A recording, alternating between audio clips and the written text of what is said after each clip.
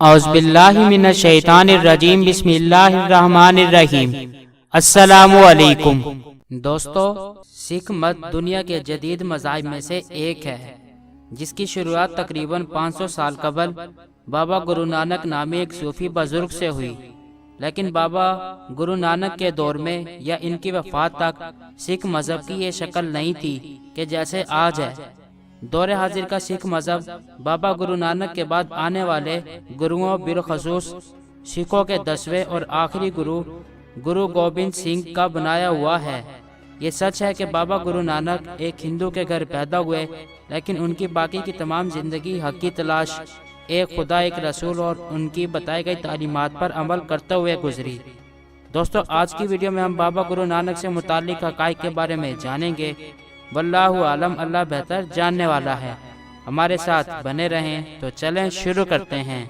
اگر آپ نے ابھی تک ہمارا چینل سبسکرائب نہیں کیا تو ابھی سبسکرائب کریں اور بیل آئیکن کو کلک کر کے ہماری لیٹسٹ ویڈیوز کے بارے میں اپڈیٹ جانیں۔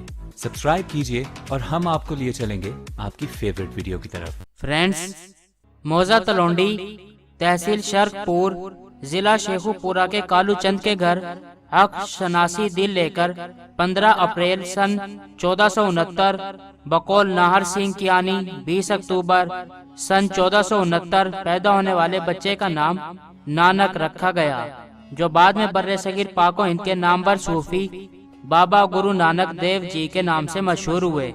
بچپن ہی سے حق کی تلاش ان کے دل کی آماج گاہ بن گئی تھی۔ ہندی کی تعلیم انہوں نے ایک پنڈت سے اور فارسی اور عربی کی تعلیم ملا قطب الدین سے حاصل کی۔ ان کو دنیاوی تعلیم سے بالکل لگاؤ نہ تھا، چنانچہ معمولی سی تعلیم حاصل کرنے کے بعد یہ سلسلہ چھوڑ دیا اور ہر وقت غور و فکر اور سوچ بچار کے سمندر میں مستغرق رہنے لگے۔ والدین جس کام پر لگاتے اس میں ان کا جی نہ لگتا تھا۔ ایک دفعہ ان کے والد نے کچھ رقم کسی منافع بخش کاروبار میں لگانے کے لیے دی، مگر انہوں نے گوشت خرید کر غریبوں میں تقسیم کر دیا۔ جب باپ نے جواب طلبی کی تو کہنے لگے، آپ ہی نے کہا تھا کہ کسی منافع بخش کاروبار میں لگا دو، چنانچہ اس سے بڑھ کر کیا منافع ہو سکتا ہے اس دنیا میں بھی اور آخرت میں بھی۔ جب کاروبار میں وہ کامیاب نہ ہو سکے تو نانک کے بہنوئی نے، جو نواب دولت خان لودھی کا دیوان تھا، ان کا نواب کے ہاں ملازمت دلوا دی۔ نانک کو اناج کے گودام کی حفاظت پر مامور کیا گیا تو انہوں نے اناج لوگوں میں تقسیم کرنا شروع کر دیا۔ جب محافظ نے جواب طلبی کی تو کہنے لگے کہ خدا اناج اس لیے اگاتا ہے کہ اس کی مخلوق کو فائدہ پہنچے۔ جب اناج مخلوق خدا کو دیا تو اس طرح وہ خدا کو پہنچ گیا اور خدا اس کو کوئی نقصان نہیں پہنچاتا جو اس کی مخلوق کی مدد کرے۔ سکھوں کی مذہبی کتابوں میں لکھا ہے کہ گودام میں کوئی کمی واقع نہ ہوئی۔ چند سال ملازمت کرنے کے بعد استعفیٰ دے دیا، نوکری چھوڑ دی اور 30 سال کی عمر میں اپنے گاؤں کے ایک مسلمان جس کا نام مردانہ تھا اور بھائی بالا کو ساتھ لے کر گھر کو خیر بات کہا اور مختلف تیرتوں، خانقاہوں اور مقدس مقامات کا سفر اختیار کیا اور مختلف بزرگوں اور صوفیوں کی صحبت سے فیضیاب ہوئے۔ ایک دفعہ بابا نانک ملتان پہنچے تو پیر برہان الدین رحمت اللہ علیہ نے دودھ سے بھرا ہوا پیالہ ان کے لیے بھیجا۔ انہوں نے پیالے میں چنبیلی کا پھول ڈال کر پیالہ واپس کر دیا۔ مرید نے پوچھا، بابا یہ کیا ماجرا ہے؟ تو کہنے لگے کہ دودھ بھرے پیالے کا مطلب تھا کہ ملتان پہلے ہی صوفیہ کرام اور بزرگان دین سے بھرا ہوا ہے۔ تو میں نے معرفت میں جواب دیا کہ ایک پھول کی طرح میں بھی ایک کنارے میں پڑا رہوں گا۔ بہت سے بزرگان دین اور صوفیہ کرام، جن میں شیخ اسماعیل بخاری رحمت اللہ علیہ، سید علی جویری رحمت اللہ علیہ، بابا فرید رحمت اللہ علیہ، علاء الدین رحمت اللہ علیہ، جلال الدین بخاری رحمت اللہ علیہ اور مخدوم جہانیہ رحمت اللہ علیہ شامل ہیں، ان کی صحبت میں رہے۔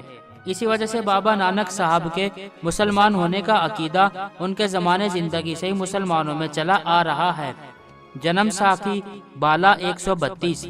گیانی سنگھ کا بیان ہے کہ مسٹر کنگم نے اسلامی تاریخوں کے حوالے سے تحریر کیا ہے کہ نانک صاحب کے ہمسائے میں سید میر حسن صاحب نے، جو اپنے علاقے میں صلح کل اور بیلاگ پیر مانے ہوئے تھے، نے دینی اور دنیاوی علم بابا نانک صاحب کو پڑھایا اور بڑے بڑے راہ کے بھید بتائے۔ حاشیہ تاریخ گرو خالصہ 86۔ بابا نانک صاحب نے خواجہ شکور صاحب کے مزار پر چلہ کیا تھا۔ تاریخ گرو خالصہ 244۔ انہوں نے بعد میں اپنے نظریات اور مسلک کی تبلیغ شروع کر دی اور اپنے پیروکاروں کو قرآن کریم سے استفادہ کر کے وحدانیت پر عمل کرنے کی تلقین کی۔ بابا نانک درویش کے نام سے بھی مشہور تھے۔ جنم ساکی بالا 139۔ بابا گرو نانک نے اپنی زندگی کا بیشتر حصہ مختلف مذہب کے تقابلی مطالعے میں گزارا۔ اسلامی تعلیمات سے بے حد متاثر ہوئے اور اسلام کی سچائی ان کے دل میں گھر کر گئی۔ سکھوں کی مذہبی کتاب میں لکھا ہے کہ ایک دفعہ بابا جی کو حکومت کے خلاف بغاوت کے الزام میں چکی پیسنے کی سزا ملی۔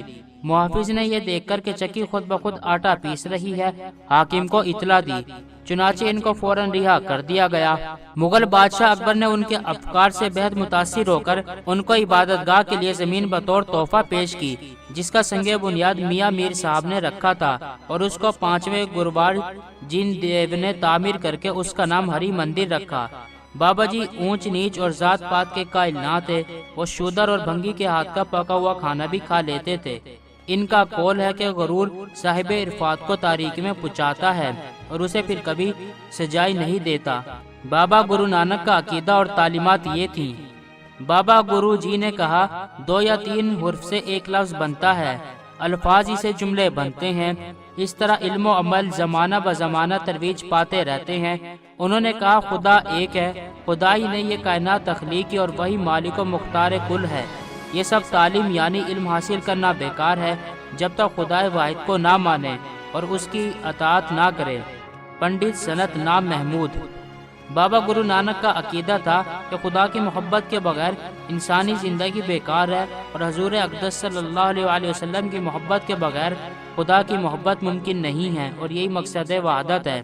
باوجود یہ کہ آپ کی پیدائش ایک ایسے گھرانے میں ہوئی جو ایک خدا کے بجائے کئی بتوں کی پرستش کرتے تھے، لیکن بابا جی کا اللہ کی وحدانیت پر کامل ایمان تھا۔ چنانچہ انہوں نے توحید باری تعالیٰ کے متعلق کہا، یعنی خالص توحید کا سبق پورے گرو سے مل سکتا ہے، بغیر اس کے نہیں۔ گرو گرنتھ صاحب راگ گوڑی محلہ 5 صفحہ 184۔ حضور اکرم صلی اللہ علیہ وسلم کی رسالت کا اقرار کرتے ہوئے انہوں نے کہا، محمد صلی اللہ علیہ وسلم من تو کتابہ 4، من خدائے رسول نو سچا ای دربار۔ جنم ساکی ولایت والی 247۔ بابا نانک جی کا حضور سرور کائنات صلی اللہ علیہ وسلم کی رسالت اور 4 کتابوں پر ایمان پختہ تھا۔ سری گرو گرنتھ صاحب کے مطالعے سے واضح ہوتا ہے کہ بابا صاحب نے اذان دی، نماز پڑھی، زکوٰۃ دینے اور روزے رکھنے کی تلقین کی، اور حج بیت اللہ بھی کیا۔ ان کا قرآن کریم پر ایمان پختہ تھا اور اسے اللہ کا کلام مانتے تھے، اور ان کا باقی 3 کتابوں پر بھی ایمان تھا۔ انہوں نے کہا، کل پروان کتیب قرآن، یعنی کل یگ میں خداوند کریم نے دنیا کی ہدایت کے لیے قرآن کریم منظور فرمایا ہے۔ لوگوں کو قرآنی تعلیمات پر عمل کرنے کے لیے آپ نے کہا، قرآن کتیب کمائیے، یعنی قرآن کریم پر عمل کرو، کر چانن صاحب ایویں ملے، اس سے جو روشنی ہوگی اس میں خدا ملے گا۔ بابا جی نے ایک موقع پر کہا، توریت انجیل زبور تریا پڑھ، سن ڈھڈے وید، رہیا فرقان کتےڑے کل یگ میں پروان۔ میں نے توریت انجیل زبور اور وید پڑھ اور سن کر دیکھ لیے ہیں۔ قرآن کریم ایک ایسی کتاب ہے جو دنیا کی ہدایت کے لیے خداوند کریم نے منظور فرمائی ہے۔ فرمایا، 5 وقت نماز گزار ہے، پڑھے قرآن کتیب قرآنہ۔ گرو گرنتھ صاحب سری راگ محلہ 412۔ ترجمہ، 5 وقت نماز میں قرآن شریف کی تلاوت کی جاتی ہے۔ سفر کے دوران بابا نانک ہر وقت جو قرآن کا نسخہ اپنے ساتھ رکھا کرتے تھے وہ آج کل سر ساحل ضلع فیروز پور کے گردوارے میں آج تک محفوظ ہے۔ قیامت کے متعلق آپ کا عقیدہ بالکل واضح تھا۔ وہ واضح الفاظ میں کہتے تھے کہ ایک دن ایسا ہوگا جب آسمان، زمین، سورج، چاند، ستارے سب فنا ہو جائیں گے اور صرف اللہ کی ذات باقی رہ جائے گی۔ سری راگ محلہ گرنتھ صاحب، جنم ساکی بالا 139 253 33، جنم ساکی سنگھ سبھا 250۔ آخرت میں جنت اور دوزخ پر ان کا پختہ ایمان تھا۔ انہوں نے کہا، یعنی قیامت کے دن جن لوگوں کے اعمال نیک ہوں گے وہ بے فکر اور مطمئن ہوں گے، اور جن لوگوں کی سفارش حضور نبی اکرم صلی اللہ علیہ وسلم کریں گے ان کے گناہ معاف کر دیے جائیں گے اور وہ جنت میں داخل ہو جائیں گے۔ بابا گرو نانک حاجی درویش بن کر مکہ میں حج کے لیے گئے۔ جنم ساکی بھائی بالا 131۔ گیانی گیان سنگھ نے لکھا ہے کہ مکہ شریف میں بابا نانک صاحب کا مکان مسجد کی شکل پر بنا ہوا تھا جو ولی ہند کے نام سے مشہور تھا۔ بابا جی جب حج کے لیے مکہ جا رہے تھے تو ہم سفروں نے دریافت کیا کہ آپ کا مذہب کیا ہے؟ انہوں نے جواب دیا، میرا مذہب وہ ہے جو خدا کی طرف لے جاتا ہے۔ چنانچہ وہ ان کو ساتھ لے کر نہ گئے، مگر وہاں جا کر دیکھا تو وہ موجود تھے۔ حج کے بعد واپسی پر بغداد، ترکی، ایران اور افغانستان کے راستے واپس آئے، جگہ جگہ اللہ کے نیک بندوں سے ملے اور روحانیت حاصل کرتے رہے۔ وہ ایک صوفی منش عارف باللہ بزرگ کے طور پر پہچانے جاتے تھے۔ 1902 میں بغداد میں ایک کتبہ دریافت ہوا تھا جس پر لکھا تھا، بزرگ بابا نانک کی یاد میں جو اللہ کے ولی ہیں، نیک بندوں کے بادشاہ ہیں۔ یہ کتبہ ایسے ہی نیک بندوں کی مدد سے یہاں نصب کیا گیا ہے۔ اس پتھر پر تاریخ سن 1520 درج تھی۔ بابا گرو نانک نے حضور اکرم صلی اللہ علیہ وسلم کی شان میں نذرانہ عقیدت ان اشعار میں پیش کیا تھا۔ ڈٹھا نور محمد، ڈٹھا نبی رسول، نانک قدرت دیکھ کے خود ہی گیا سب بھول۔ بابا صاحب کو غیب سے ایک چولہ ملا تھا جس پر کلمہ طیبہ، سورہ اخلاص، آیت الکرسی اور سورہ فاتحہ لکھی ہوئی تھی۔ اس چولے کا سکھ بہت احترام کرتے ہیں اور ڈیرہ بابا نانک میں اب بھی محفوظ ہے۔ History of philosophy of the Sikh religion 106۔ جبکہ ہندو بزید تھے کہ چونکہ وہ ہندو تھے اس لیے ان کی میت کو جلائیں گے۔ گردوارہ ٹریبیونل کے ججوں نے مقدمہ نانک کے فیصلے میں لکھا کہ کچھ لوگوں کا خیال ہے کہ بابا گرو نانک صاحب نے اپنے خاص اصول اسلام سے لیے ہیں۔ یہ بات پکی ہے کہ بابا صاحب نے اپنے آپ کو اسلام کا مخالف ظاہر نہیں کیا اور انہوں نے ایک مسلمان فقیر کی شکل میں مکہ کی یاترا کی۔ اداس سنگھ ہنس 22۔ بابا نانک کی وفات پر جب ہندو اور مسلمانوں میں کشیدگی بڑھ گئی اور کسی بھی فیصلے پر نہ پہنچ سکے، سردار خیزا سنگھ نے بھی مسلمانوں کے اصرار کی وجہ تو کتابوں میں لکھا ہے کہ ان کے جسد خاکی سے چادر ہٹا لی گئی تو چند پھول پڑے ہوئے تھے جو آدھے ہندوؤں نے لے کر جلا دیے اور آدھے مسلمانوں نے لا کر ننکانہ صاحب میں دفن کر دیے، جہاں ایک عالیشان گردوارہ بنا ہوا ہے اور ننکانہ صاحب کے نام سے مشہور ہے، جہاں پوری دنیا سے سکھ ہر سال یاترا کرنے کے لیے آتے ہیں۔ بابا جی کی حیات میں ان کے کسی پیروکار کی مجال نہ تھی کہ ان کی تعلیمات کے مخالف کوئی قدم اٹھا سکے، لیکن ان کی وفات کے بعد سکھ گروہوں کا گدی نشین کا سلسلہ شروع ہوا تو اپنے گرو کی تعلیمات کو یکسر نظر انداز کر کے ایک نئے مذہب کی بنیاد ڈالی اور ان کے اصول و نظریات کو مسخ کر دیا۔ ان کا اندازہ اس امر سے بھی لگایا جا سکتا ہے کہ اگر بابا نانک کی تعلیمات پر ان کے پیروکار کما حق عمل کرتے تو ان کی قربت ہندوؤں کی نسبت مسلمانوں سے زیادہ ہوتی، لیکن انہوں نے اپنی بھاگ دوڑ آنکھیں بند کر کے ہندوؤں کے ہاتھ میں دینا زیادہ پسند کیا، جس کی وجہ سے آج کل بے چینی، بدامنی اور ہندو نفرتوں کا شکار ہیں۔